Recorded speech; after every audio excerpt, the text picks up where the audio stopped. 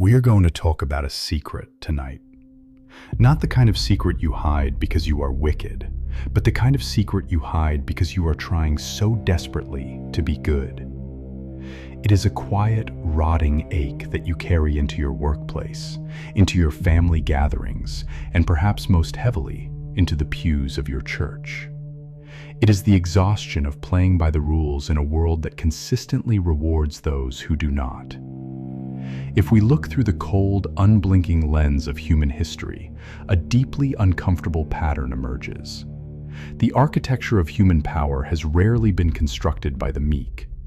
From the opulent palaces of the Roman emperors to the modern glass boardrooms of Fortune 500 companies, the data is grimly consistent. Psychologists and sociologists observe that individuals possessing the dark triad traits, narcissism, Machiavellianism, and psychopathy, often rise to the top of human hierarchies with frictionless ease. They are unburdened by empathy. They do not lose sleep over the people they crush. They are aerodynamically designed for success in a fractured world because they do not carry the heavy, beautiful weight of a conscience. You know this. You don't need a historian to cite the fall of empires because you are living through the collapse of your own internal justice system. You have watched it happen in real time. You have seen the person who lied, manipulated, and betrayed you move on to a life of startling comfort. You have watched them smile in photographs, their skin glowing, their bank accounts swelling, their reputations entirely intact. Meanwhile, you are sitting in the dim light of your kitchen at 2 a.m. Your stomach is tied in knots. You are agonizing over a small misstep, terrifyingly committed to doing the right thing, absorbing the financial and emotional deficits of their cruelty. You are holding the bags they dropped. You feel the cold linoleum under your feet, the hum of the refrigerator, and the crushing, suffocating silence of an empty room. This is the raw friction of a fallen creation. The rain falls on the just and the unjust, but in the agonizing interim of human existence, the sun seems to shine brightest on the ruthless. The eternal truth of our present age is that virtue offers absolutely no guarantee of earthly immunity. Righteousness is not a shield against suffering. Often, it is the very magnet that attracts it.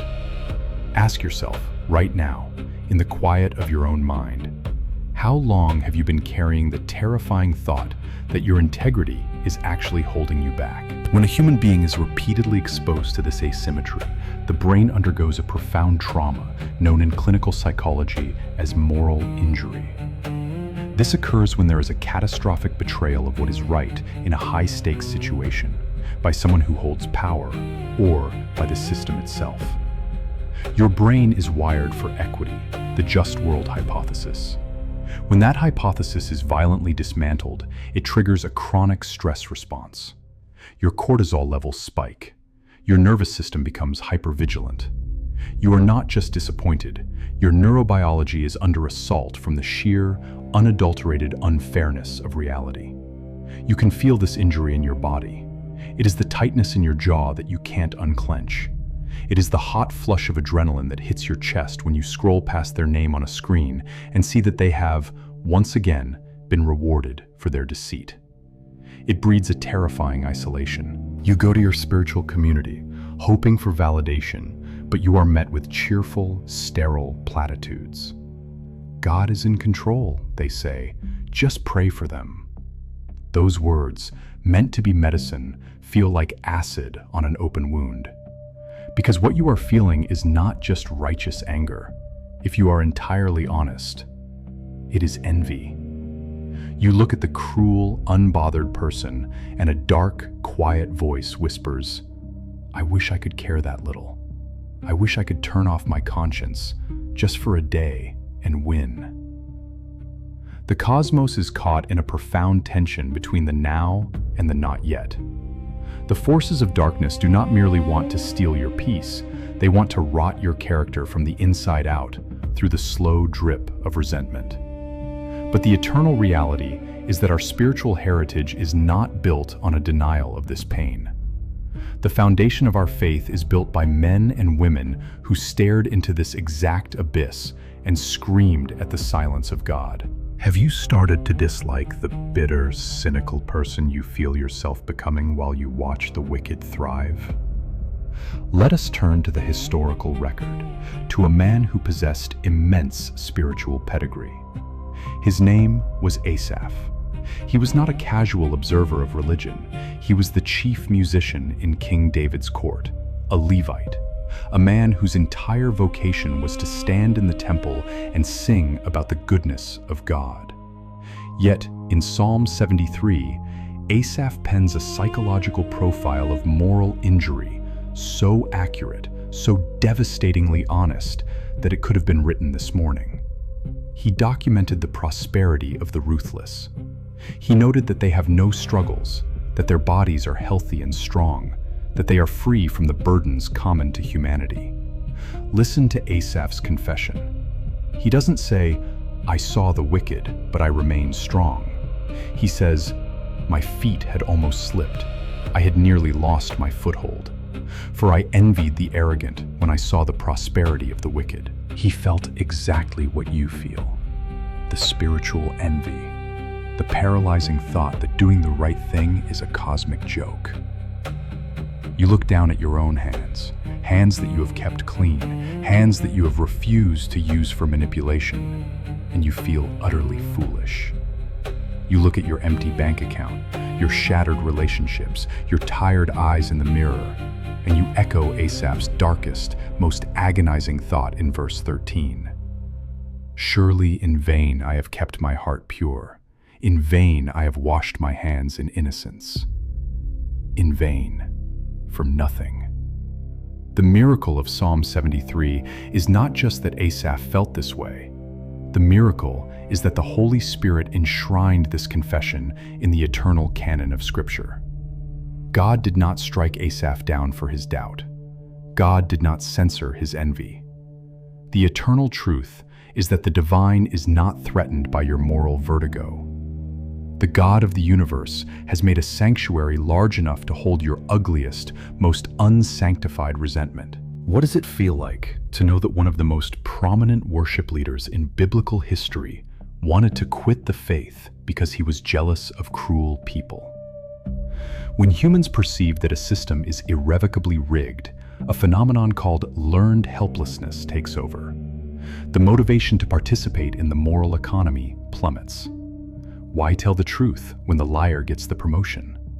Why remain faithful when the adulterer gets the happy ending?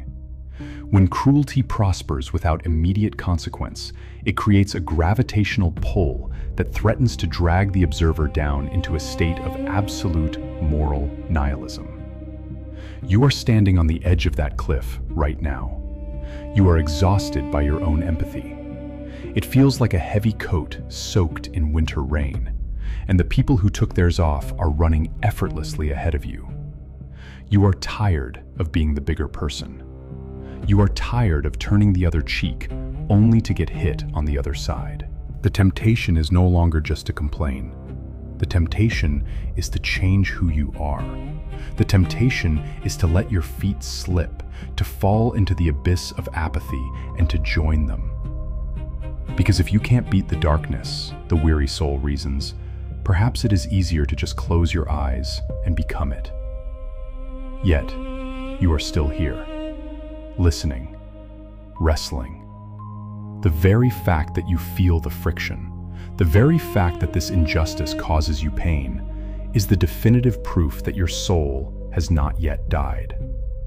The dead do not feel the cold. Only the living shiver. Your agony over the unfairness of this world is the holy ache of an eternal being trapped in a temporary, broken dimension. If keeping your heart clean guarantees you absolutely no reward in this life, no vindication, and no earthly justice, why do you still hold on to it? History is not a sterile museum. It is not flannel-graph Sunday school boards, nor is it the sanitized, gold-leafed pages of a heavy family Bible. History is dirt. It is political backstabbing. It is the smell of burning animal fat, the clink of stolen silver, and the agonizing silence of the heavens when the wrong people win. If we are going to understand the psychological collapse of the man named Asaph, we must first strip away our modern, romanticized view of ancient Jerusalem. We must stand in the dust where he stood. In the ancient Near East, during the era of the First Temple, Jerusalem was a geopolitical pressure cooker. It was a city of stark economic extremes. As a Levite and the chief musician, Asaph was not a cloistered monk. He was a civil servant in the epicenter of Israel's political and religious life. He stood on the limestone steps of the Temple Mount and possessed a front-row seat to the staggering corruption of the elite. Historians and archaeologists tell us of the brutal aristocracy of this era. Wealthy landowners who foreclosed on the widows, manipulated the courts with bribes, and then, without a shred of cognitive dissonance, walked up to Asaph's temple to offer lavish, expensive sacrifices.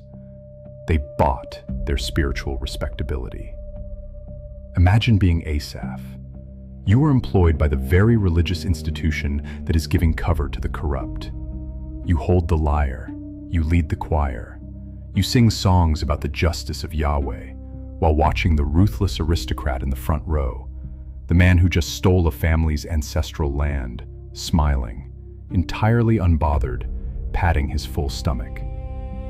You watch the wicked sleep perfectly well, and you go home to your modest Levite quarters, struggling to feed your own family, agonizing over whether your integrity is just a form of self-sabotage. Religious systems, throughout all of human antiquity to this present breath, have always been susceptible to being hijacked by the powerful.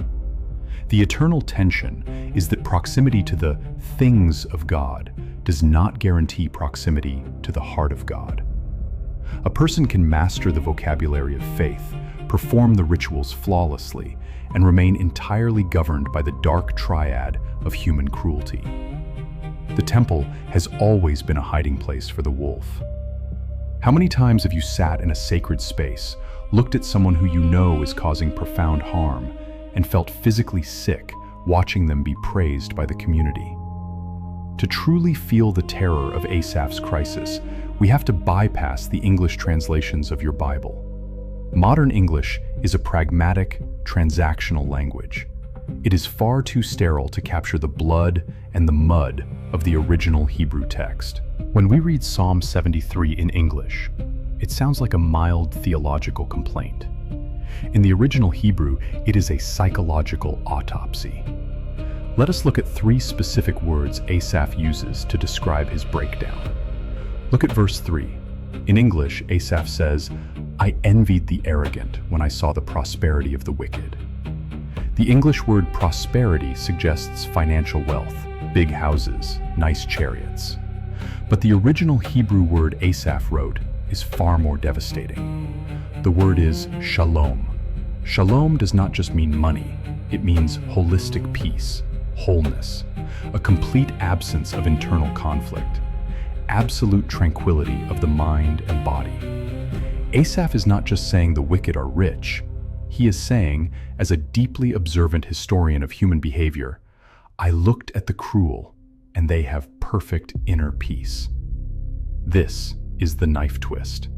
It is one thing to watch a ruthless person get rich. You can comfort yourself by thinking, well, they must be miserable on the inside. They must be eaten alive by guilt. But Asaph looks closely and realizes the horrifying truth. They are not. They have shalom. They are sleeping a full 8 hours. They have zero anxiety. They do not have panic attacks.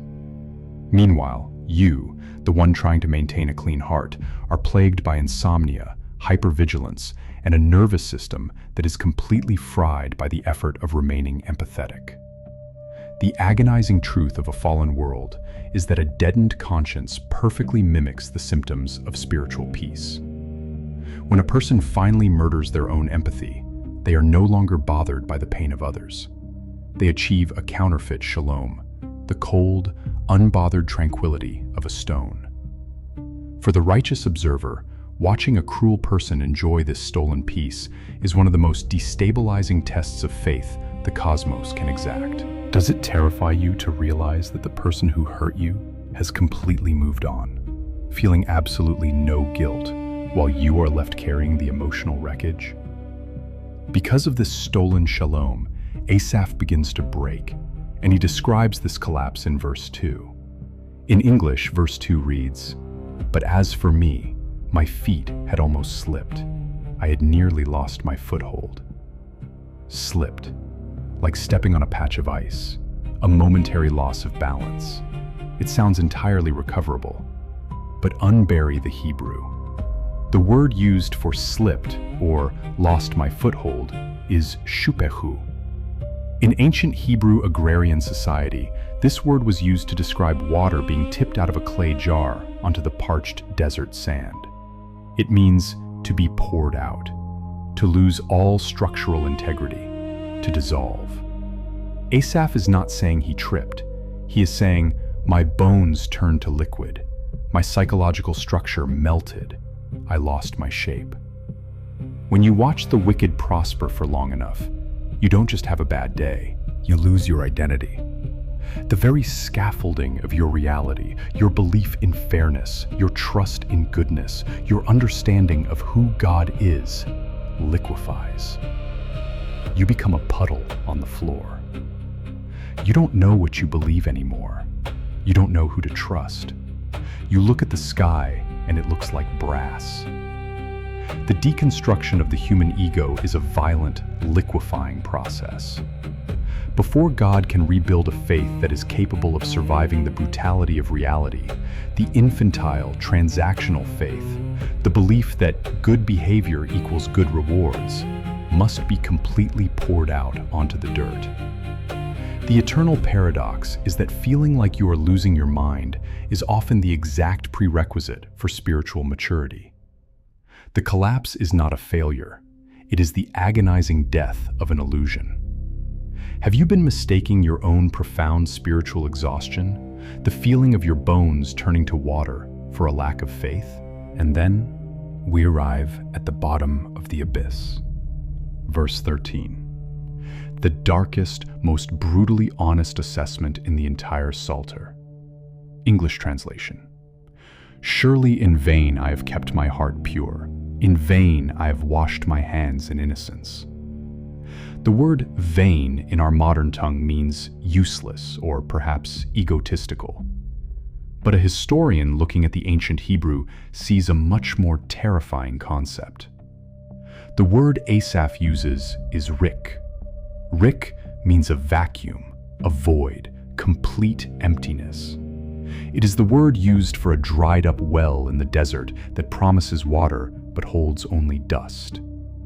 It is the concept of exhaling your last breath into a freezing, violent wind, leaving absolutely zero trace that you were ever there. Asaph looks at his clean hands. He looks at his pure heart. He looks at his refusal to join the corrupt aristocracy, and he pronounces a verdict over his own life. Rik.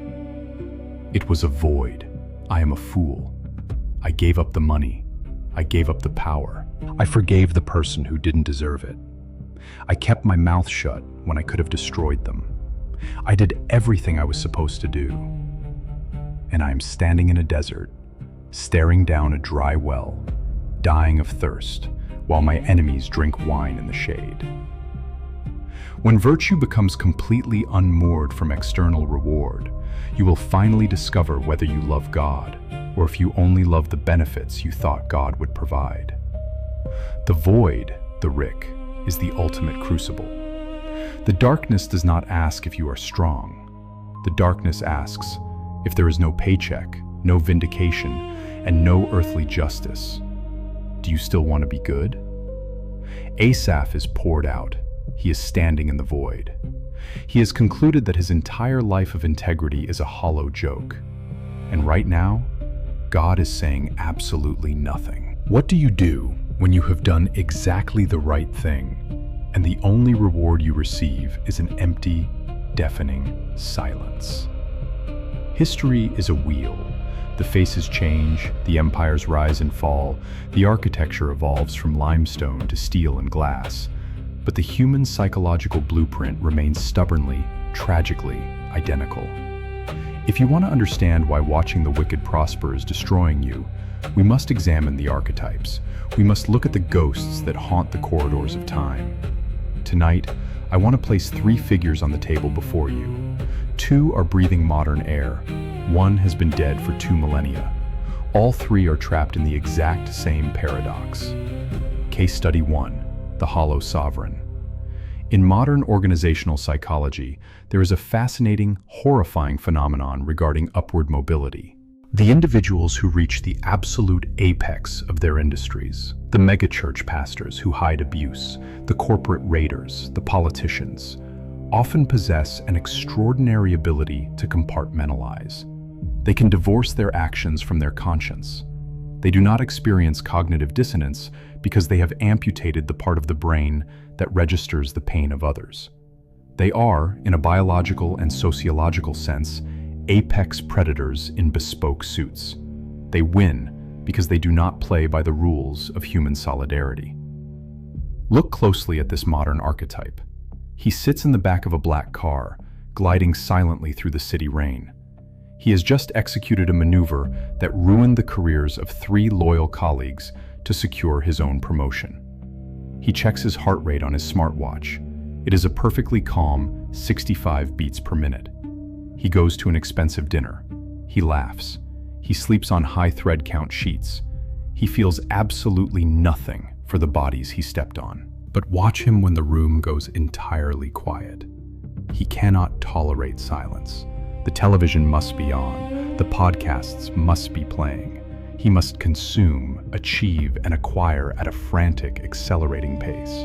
Because if the machinery stops for even a second, the counterfeit shalom evaporates, and the terrifying, bottomless void of his own sociopathy stares back at him. He is a king, yes, but he is reigning over an empire of ash. The most terrifying judgment the divine can pronounce upon a human being is not lightning from the sky. It is to hand them over entirely to their own desires. When God allows the cruel to prosper, He is allowing them to construct their own customized hell, a life completely devoid of authentic love, built on the fragile, exhausting architecture of lies. They are wealthy, but they are already ghosts. Have you ever considered that the prosperity of the person who hurt you might not be God's blessing, but rather His most severe and terrifying judgment? Case study 2, the cynical martyr. Now, let us examine the psychological inverse. Clinical studies on altruism and resentment reveal a dark underbelly to the good person persona. When individuals engage in chronic self-sacrifice without internal boundaries, and those sacrifices go unrewarded by the surrounding community, a toxic psychological mutation occurs. Altruism curdles into victimhood. This is known as embittered altruism.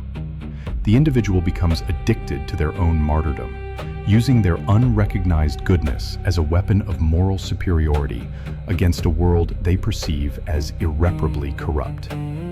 You know this woman. Perhaps on your darkest days, you are this woman. She played by the rules. She stayed faithful to the spouse who betrayed her. She gave her money to the church that ignored her. She covered for the coworker who ultimately stole her job. Now, she is older. Her eyes are hard. Her mouth is set in a permanent, tight line of disapproval. When you sit across from her at coffee, the air in the room feels heavy, suffocating. She recounts her sacrifices like a ledger of debts the universe refuses to pay. She does not do good anymore because she loves goodness. She does good to prove how wicked everyone else is. She has let the prosperity of the ruthless entirely rewire her nervous system. She kept her hands clean, but her heart has turned to jagged, freezing obsidian. This is the ultimate victory of the enemy. The darkness does not care if you keep your morals, as long as it can steal your joy. When we perform righteousness as a transaction, expecting God or the world to pay us back in the currency of fairness, we are setting a trap for our own souls. The eternal truth is that bitterness is a parasite that perfectly mimics the host of righteousness. It allows you to feel morally superior while it slowly eats your capacity to love. If you hold on to your grievance long enough, does your righteous anger begin to look exactly like the cruelty you are condemning? We have seen the hollow sovereign. We have seen the cynical martyr. Both are destroyed by the asymmetry of justice. But now, I must take you to the first century. We must look at the biblical echo. We must look at a man who suffered the exact same trauma of unrewarded virtue, but who did not turn to ash and did not turn to stone. Turn your historical gaze to the fortress of Machaerus. It sits on a rocky, desolate peak overlooking the Dead Sea. It is a palace of staggering, vulgar wealth built by Herod Antipas, a corrupt, incestuous, violently narcissistic puppet king. Herod has it all: the gold, the wine, the geopolitical power. He is the ancient equivalent of the dark triad apex predator. And deep beneath the marble floors of Herod's banquet hall, in a lightless, suffocating stone cell, sits John the Baptist. Understand the historical gravity of this moment. John the Baptist is the ultimate archetype of pure, unadulterated integrity. He lived in the desert. He ate locusts. He spoke the absolute truth to power. He is the man who baptized the Son of God. If the just world hypothesis were true, if God rewarded good behavior with earthly protection, John the Baptist should be seated on a throne. Instead, he is chained to a wall, waiting to be decapitated by a drunken tyrant. Put yourself in John's chains. It is a sweltering desert night. The air in the dungeon smells of sulfur from the Dead Sea and the metallic tang of blood.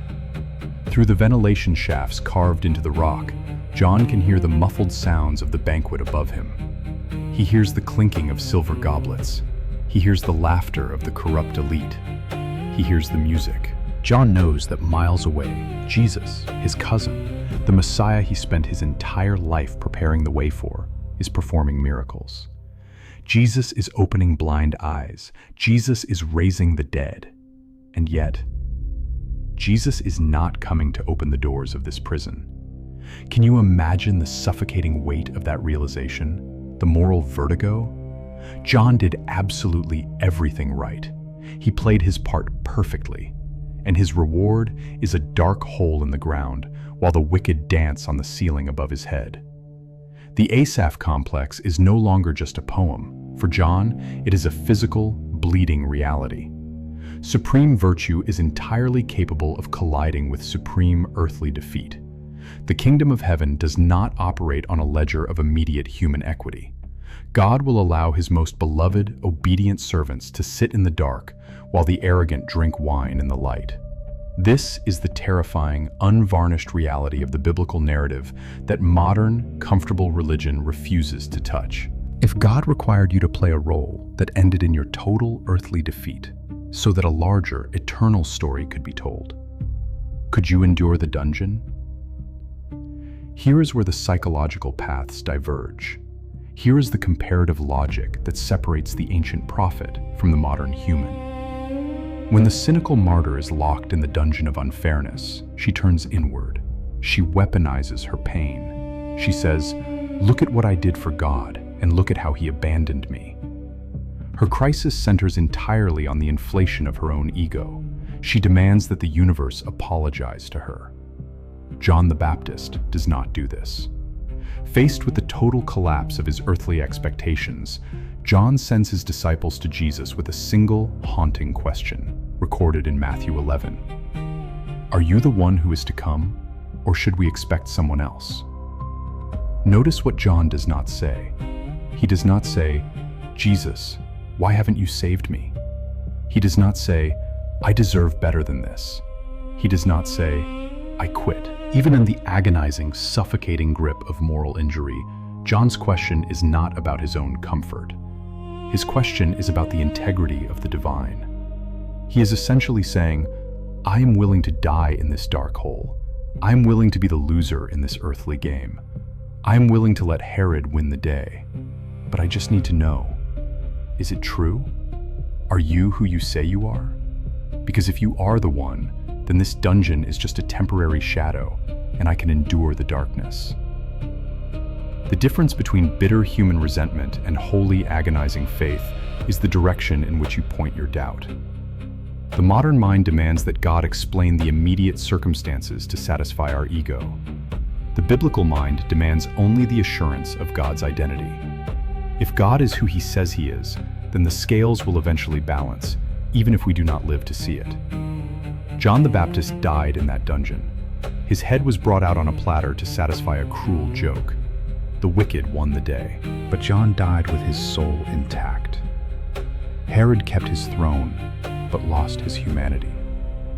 And we are still trapped in the tension. The wicked are still winning. The righteous are still bleeding. The question remains hanging in the air, heavy and unresolved. In the middle of your deepest betrayal, are you demanding that God fix your circumstances? Or are you just asking Him to show you His face? You have been carrying a tremendous amount of guilt for your anger. You have sat in church pews, bowed your head, and repented for the bitter envy that tightens your chest when you watch the wicked thrive. You have diagnosed your own frustration as a catastrophic spiritual failure. You have told yourself that if you were a better Christian, a more mature believer, you would feel nothing but warm, unconditional love for the people who are destroying others with absolute impunity. Tonight, I need you to stop repenting for your pain. We are going to reset the logic of your guilt. In neurology, there is a terrifying condition known as Hansen's disease, historically called leprosy. The horror of leprosy is deeply misunderstood. The bacteria does not actually rot the appendages of the body. What it does is far more insidious. It destroys the body's pain receptors. It silences the nervous system. A person with Hansen's disease will place their hand on a burning stove or walk on a fractured bone and feel absolutely no friction, no warning, no pain. Because the warning system is dead, they destroy their own bodies without ever feeling the damage they are doing. Pain, in the medical world, is not the enemy. Pain is the definitive proof of life. You look at your own heart and you see the agonizing friction. You feel the hot, searing pain of watching injustice. You feel the heavy, burdensome weight of your conscience holding you back from retaliating, holding you back from cheating, holding you back from destroying the person who destroyed you. You have hated this friction. You have wished in your darkest moments that you could amputate your conscience so you wouldn't have to feel the sting of the unfairness anymore. You have mistaken your pain for spiritual death. Hear this clearly. A dead soul feels no friction. A corpse does not shiver in the cold. The very fact that the injustice of this world is causing you agonizing psychological pain is the absolute, undeniable proof that the Spirit of God is still breathing inside of you. Your spiritual pain receptors are fully functional. Your holy ache, your desperate hunger for the scales to balance, is not a sin. It is the pulse of the divine beating in your chest, rejecting the disease of a fallen world. What happens to the heavy guilt you've been carrying when you realize your anger at injustice is actually the symptom of a healthy, living soul? Now that you know your pain is not a crime, we must flip the perspective entirely. We must execute the turning point of the Asaph Complex. Because you have been looking at the prosperity of the ruthless and calling it a blessing, you have been looking at their wealth, their unbothered sleep, their social climbing, and you have assumed that the universe is rewarding them. However, let us examine the architecture of a snare. If you are going to trap an animal, you do not build a cage that looks like a prison. You build a mechanism that offers frictionless consumption. You place a piece of rich, calorie-dense food in the center of an open space. The animal approaches. There are no predators. There is no resistance. The animal eats to its fill, entirely unbothered, experiencing a counterfeit shalom. It believes it has outsmarted the forest. But the zoologist knows the truth. The animal's frictionless prosperity is not a victory. It is the very mechanism of its doom. The lack of resistance is the trap. You have been looking at the ruthless person in your life, the one who manipulates, lies, and climbs over the innocent. And you have been staring at the cheese in their trap, entirely consumed by envy. You see their new house, you see their promotion, you see their effortless charm, and you scream at the heavens, "Why did you give them the reward?" You have been deeply jealous of a rat that is comfortably eating its last meal on a loaded spring. What the modern, untrained eye calls blessing, the eternal, sovereign eye often calls quarantine. God does not need to strike the wicked with lightning to destroy them. He simply needs to remove the friction of His grace and let them have exactly what they want. Prosperity, when given to a soul completely devoid of character, is not a reward. It is a prison with invisible bars.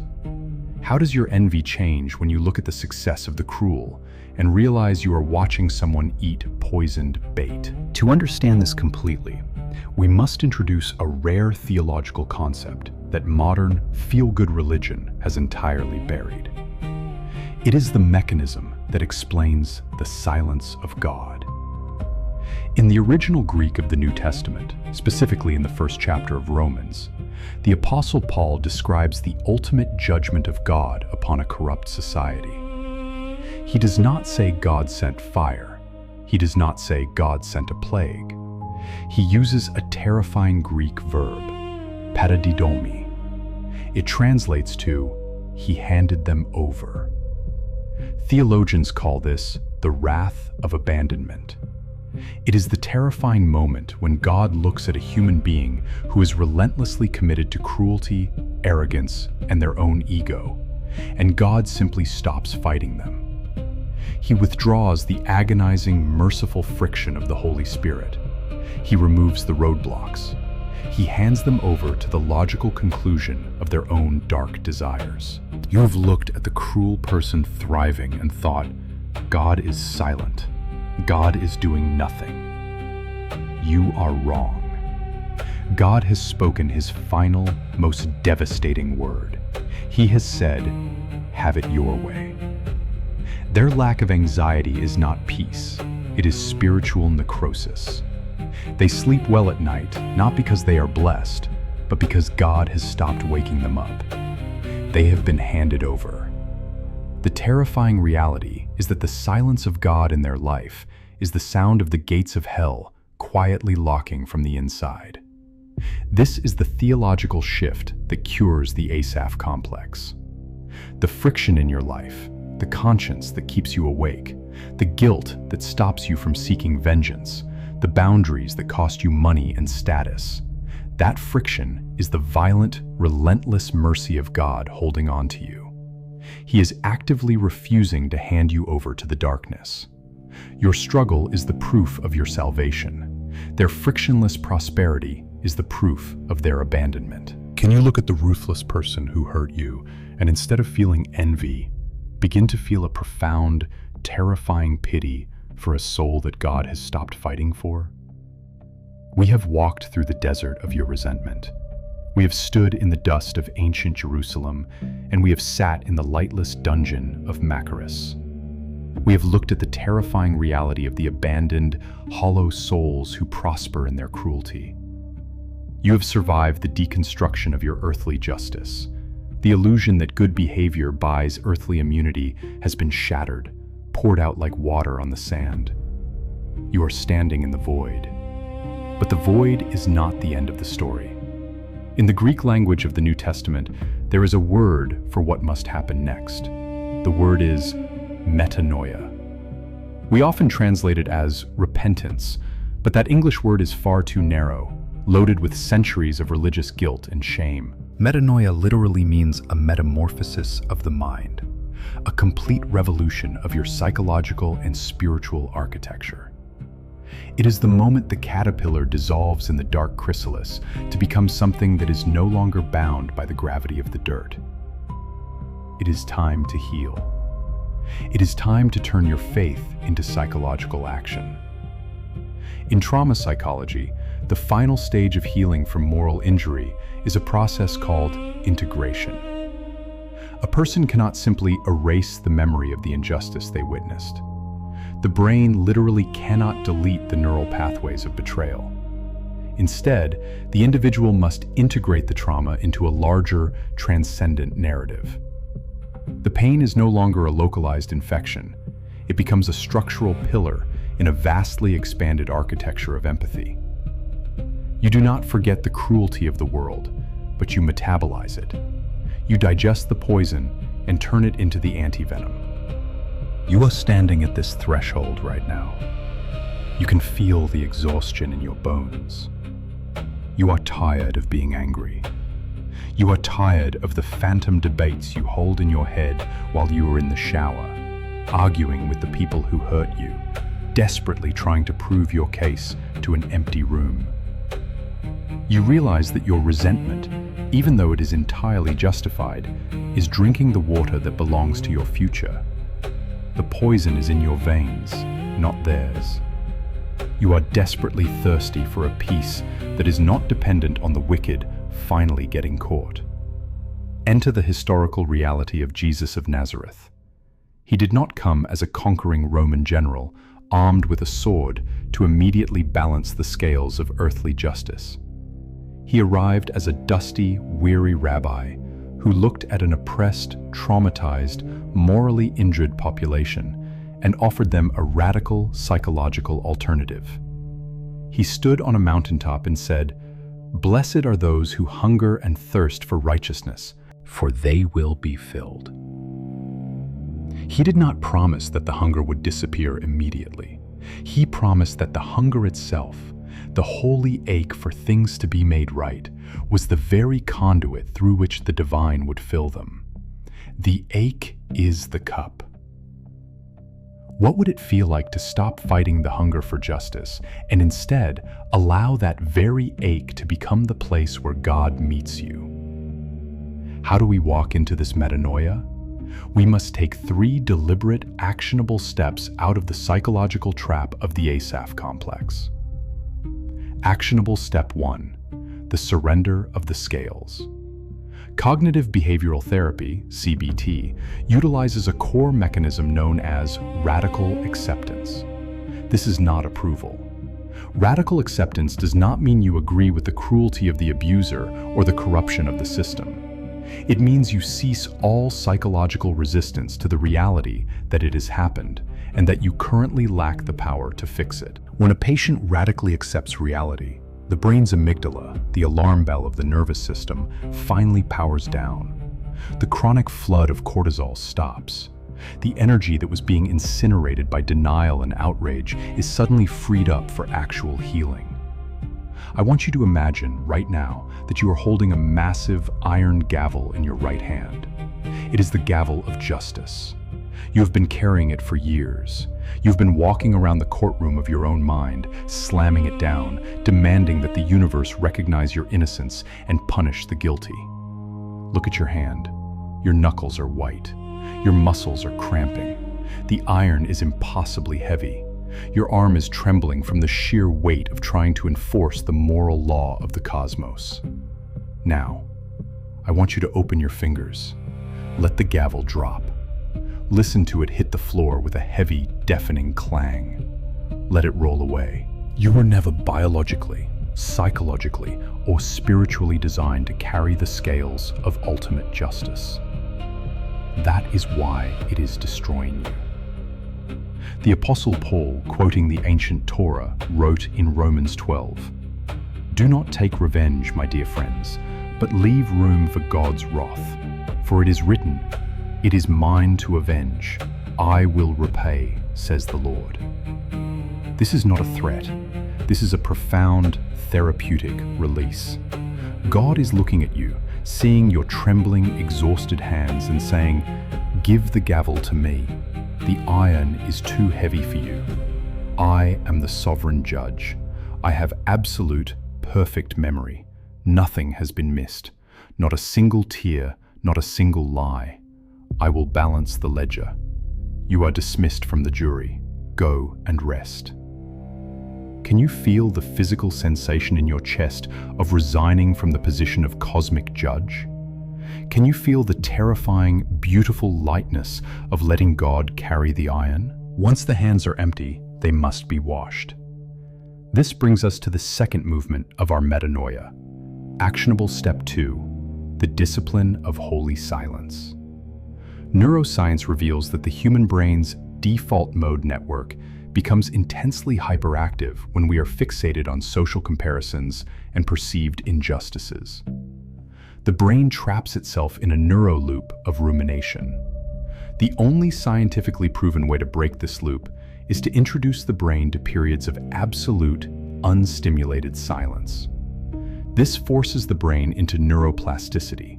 It literally builds new pathways that bypass the trauma loop, allowing the prefrontal cortex to regain control and establish a baseline of profound, unshakable calm. You are afraid of the silence. We all are.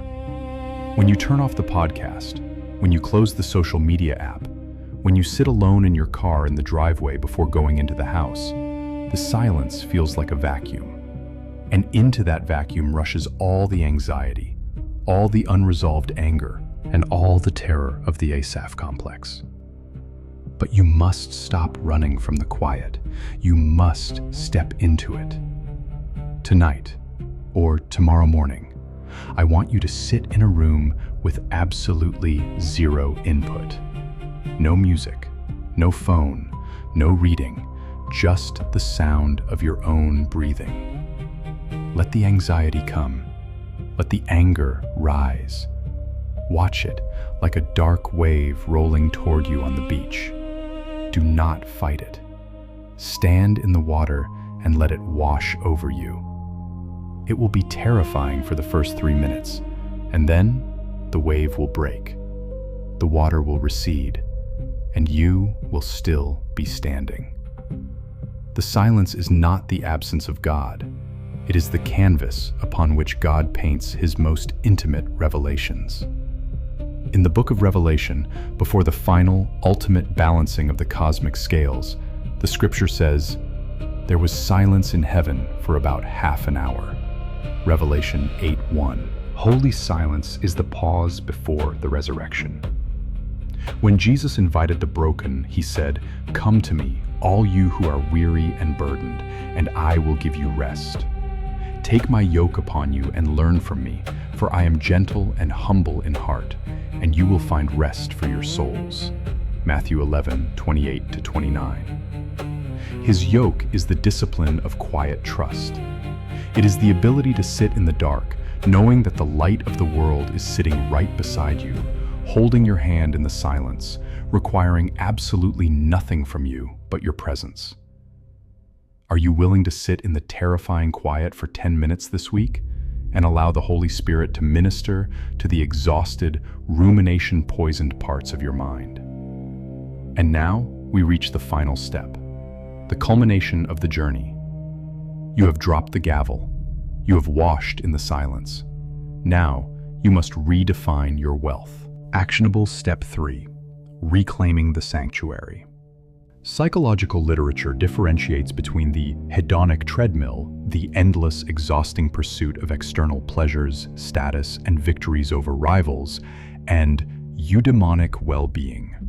Eudaimonia is the profound, structural happiness that comes from living in alignment with your deepest intrinsic values.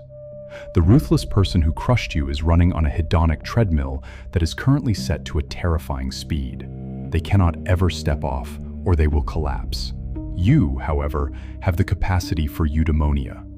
You possess a psychological wealth that is entirely crash-proof, immune to market fluctuations, and untouchable by the cruelty of others. I want you to look at your life through this new lens. Look at your clean hands. Look at the fact that you can look your children, your friends, and your God in the eye without a shadow of deceit. Do you realize how incredibly wealthy you are? You have something the ruthless elite would pay billions to acquire, but cannot. You have a quiet mind.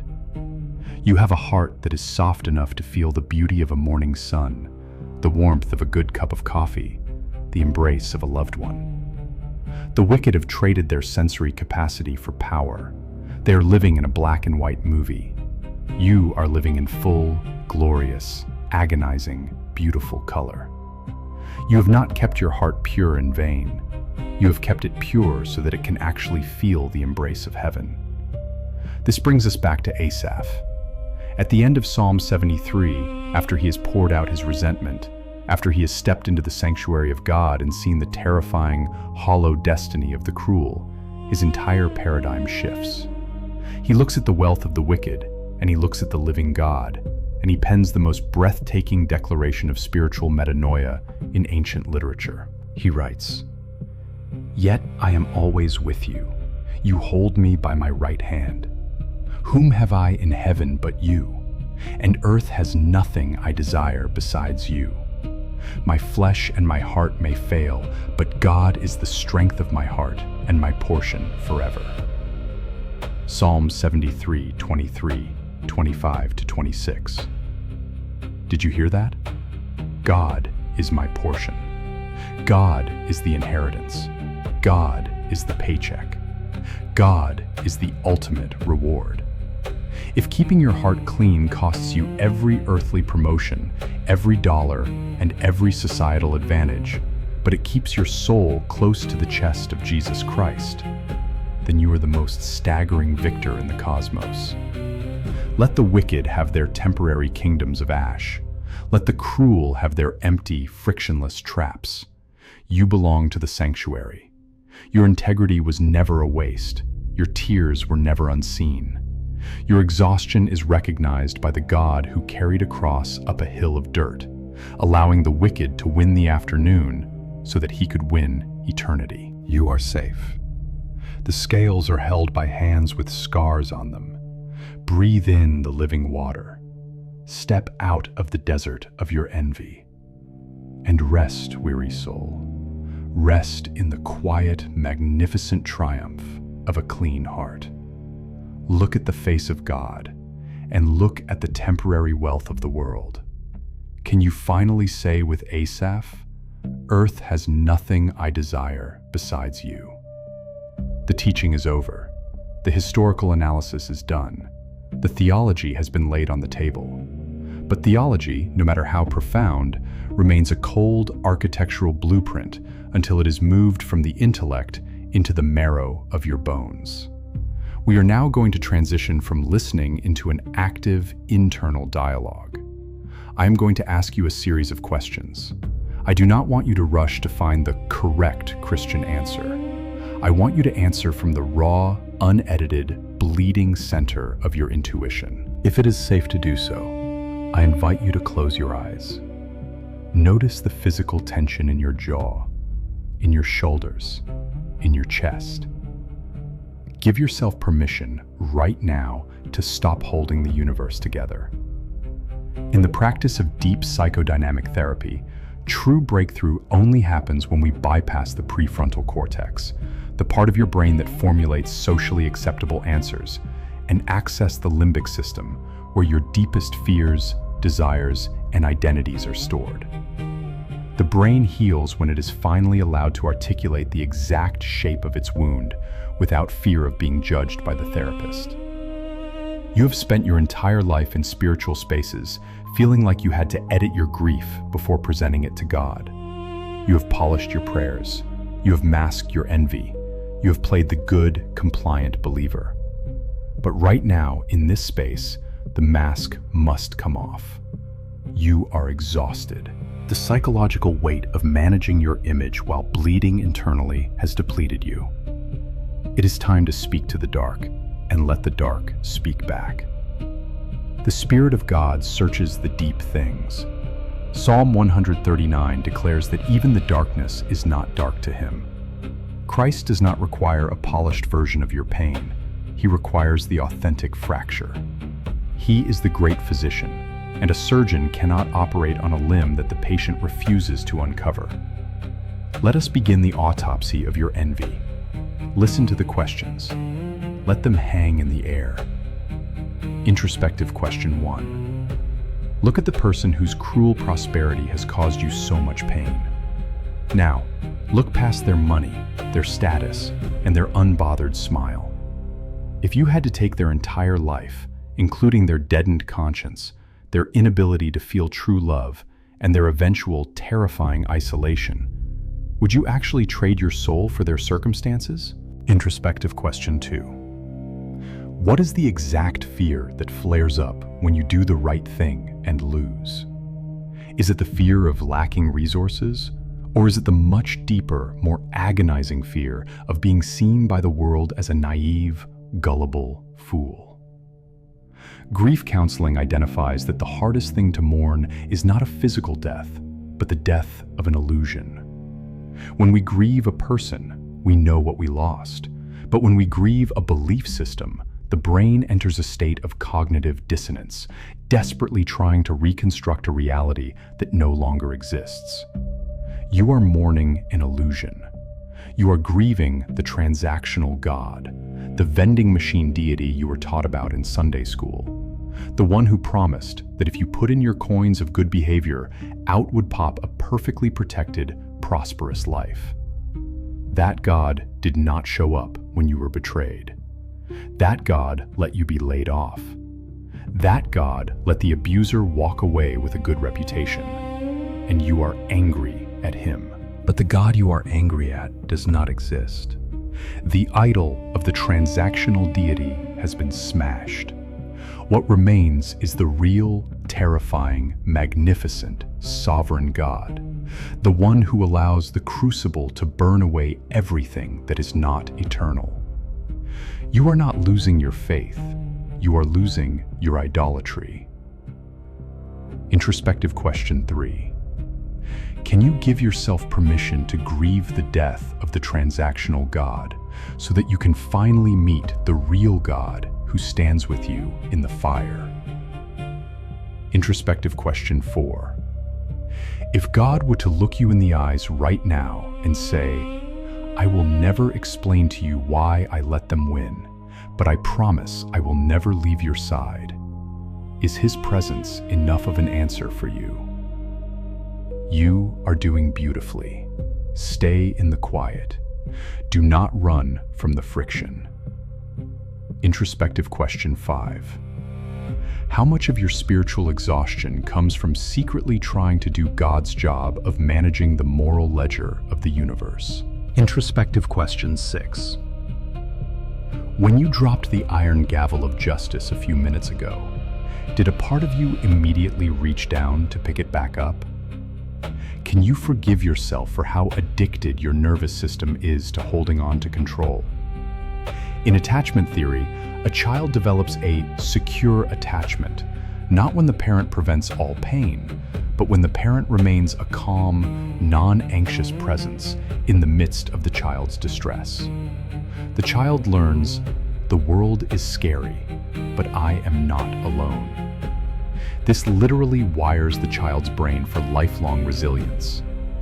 Your spiritual attachment style has been avoidant. You have pulled away from God because he did not prevent the trauma.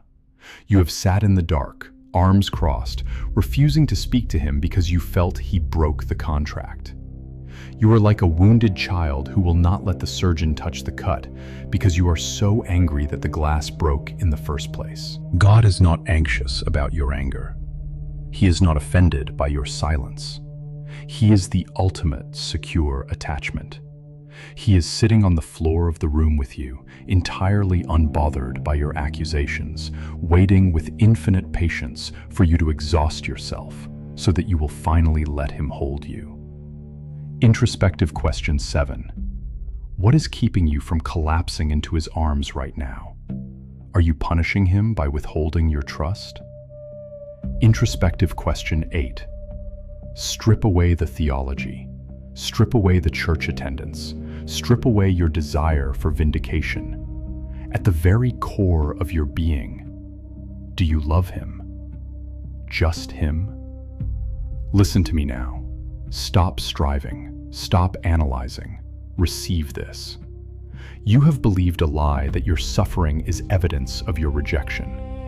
You have believed that the prosperity of the cruel means that God has forgotten your address.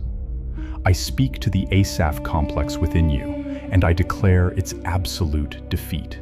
I prophesy over your weary, exhausted, beautiful soul. You are not a fool for keeping your heart clean. You are a living sanctuary. The cruel have built their castles out of sand, and the tide of eternity is already rushing in. But you have built your house on the rock of a pure conscience, and it will withstand the absolute collapse of the cosmos. I declare that the exhaustion in your bones is being replaced right now by the deep, unshakable eudaimonia of the kingdom. You are seen. Every time you bit your tongue instead of slandering your enemy, heaven recorded it. Every time you absorbed a financial loss rather than participate in corruption, the divine scales tipped in your eternal favor. Every night you lay awake, sweating in the anxiety of your own integrity, Christ himself was standing guard by your bed, honoring the agony of your obedience. You are the beloved. You are the one who stayed when it was easier to leave. You are the one who kept the faith when the faith paid absolutely nothing. Do not envy the dead who walk in expensive clothes. Pity them. Pray for them. But do not desire their table, for you are invited to the banquet of the King. Drop the gavel. Release the ledger. Wash your hands in innocence, not in vain, but in victory. The silence of God is over. He is speaking in the quiet of your chest. He is your strength. He is your portion. He is your ultimate spectacular reward. Rest now. The scales belong to him. You are free. We have walked the hard road, you and I. We have stared into the abyss of the world's unfairness, and we have felt the violent shaking of the ground beneath our feet. We have been broken, we have been poured out, and we have stood in the silence. But as we come to the close of this time, I want you to remember that the sanctuary you have entered is not a place you leave behind when the audio fades. The sanctuary is a portable reality. It is the interior landscape of a soul that has finally, truly placed its trust in the sovereignty of the King. There is a promise written in the center of the Psalms, a short, sharp light to guide you through the remaining dark. Keep this near your heart. Be still before the Lord and wait patiently for him. Do not fret when people succeed in their ways, when they carry out their wicked schemes. Psalm 37:7. It is not a suggestion. It is the command of a loving father to his exhausted child. Do not fret. Stop carrying the weight of the moral ledger. Stop checking the receipts of the wicked. Your job is not to manage the universe. Your job is to be still and to wait for the one who holds the stars in their places. If you are able, place your hand over your heart. Feel the steady rhythm of your own life. Let us speak to the one who gave it to you. Father, I come to you tonight not with an agenda, not with a list of grievances, and not with a demand for justice. I come as I am, weary, wounded, and tired of fighting the battles that belong only to you. You know the names of the people who have hurt me. You know the secrets of the cruel and the arrogant who seem to be winning. I bring them to you tonight, not because I want to see them suffer, but because I am so tired of holding my resentment against them. I release them into the grip of your justice. I step down from the judge's bench. I drop the gavel. Forgive me for my envy. Forgive me for wishing I could be like them. Thank you for the holy friction of my conscience. Thank you for the ache that keeps me human. And thank you for the silence that invited me into your presence. I don't know what tomorrow brings. I don't know when the scales will balance, but I know who you are. You are the strength of my heart, and you are my portion forever. Take my hand, Lord. Lead me out of this desert. Remind me every day that I am not alone, I am not forgotten, and I am not a fool for choosing you. In the name of the one who suffered the ultimate injustice so that I might live in your ultimate peace. Amen. You are free.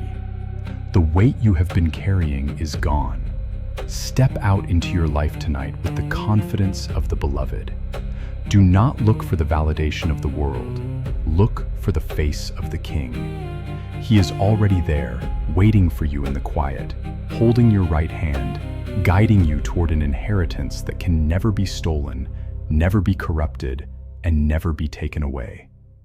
Rest well, good and faithful soul. The scales are in perfect hands.